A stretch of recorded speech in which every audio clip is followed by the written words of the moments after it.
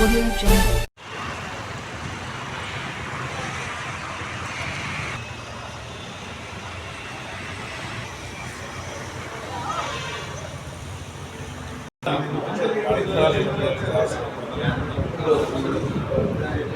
ప్రసాద్ గారికి మన ఓటు వేయాలి, అత్యధిక మెజారిటీతో గెలిపించాలని చెప్పారు. అదే జరిగింది. ఒక్క మాట చెప్పి నేను అధ్యక్షుడు, గత 50 ఏళ్ల చరిత్రలో కూడా ఎక్కడా లేనటువంటి మెజారిటీ సాధించినటువంటి వ్యక్తి ఆలపాటి రాజేంద్ర ప్రసాద్ గారు.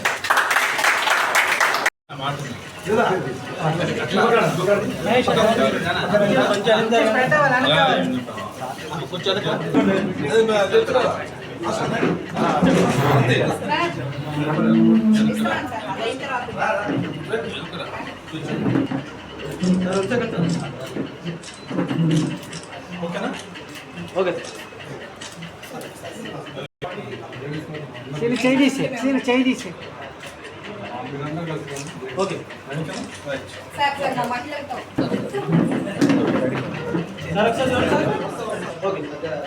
ఒకే ఒక నిష్పాట పట్టుకతో విలువలే ఊపిరిగా, శ్రమయే ఆయుధంగా నిరంతరం ప్రజల మధ్య వెలిగి, వారి మనసులు ఎరిగి, వారి హృదయాన్ని గెలిచి అఖండ విజేతగా నిలిచారు.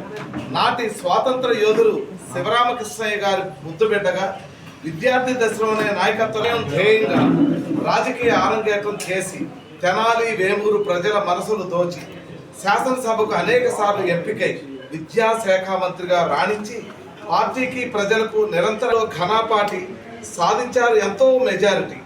గెలుపు మీకెప్పుడు పరిపాటి, మీ ఆలోచనలో ఉంది ఎంతో క్లారిటీ, సింప్లిసిటీ. ఈ నెల 8వ తారీఖు జరిగినటువంటి అంతర్జాతీయ మహిళా దినోత్సవంలో కూటమి నాయకత్వం,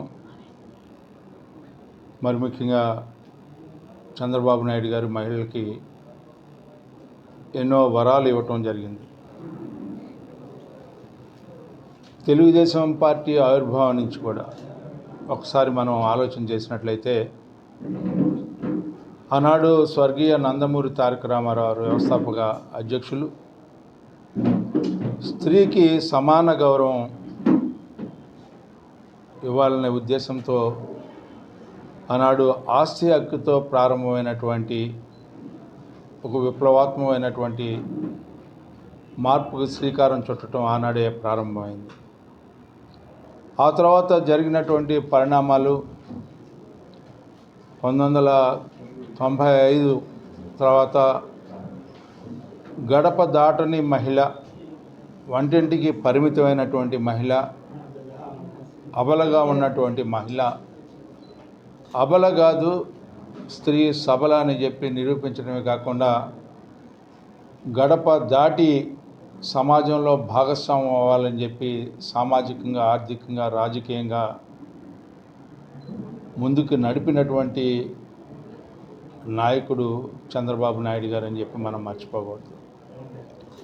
అక్షర జ్ఞానం లేకపోయినా అక్షరాలను దిద్దించినటువంటి మహిళల చేత ఆనాటి ముఖ్యమంత్రి, ఈనాటి కూటమి నాయకుడు, ఈనాటి ముఖ్యమంత్రి నారా చంద్రబాబు నాయుడు గారు.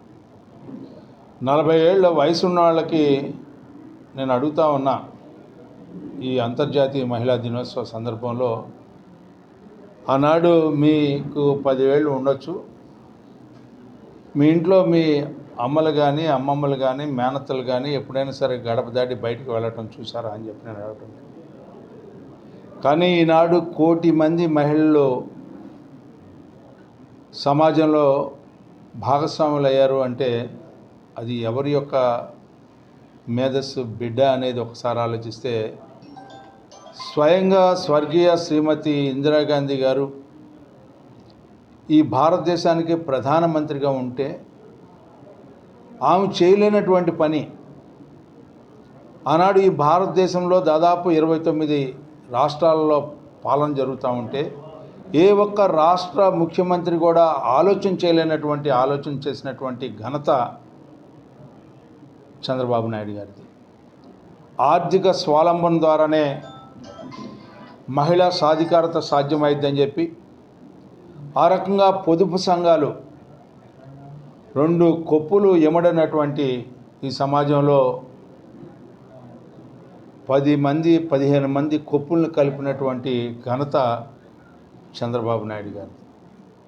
ఓ రకంగా చెప్పాలంటే అందరి యొక్క ఆలోచనని ఒక దగ్గరికి తీసుకొచ్చి మీరు ఎదగాలి అంటే, ఈ సమాజంలో భాగస్వాములు అవ్వాలంటే, రాజకీయాల్లోకి రావాలి అంటే మీ అందరూ కూడా కలిసి ఆలోచించాలి. ఈ సమాజం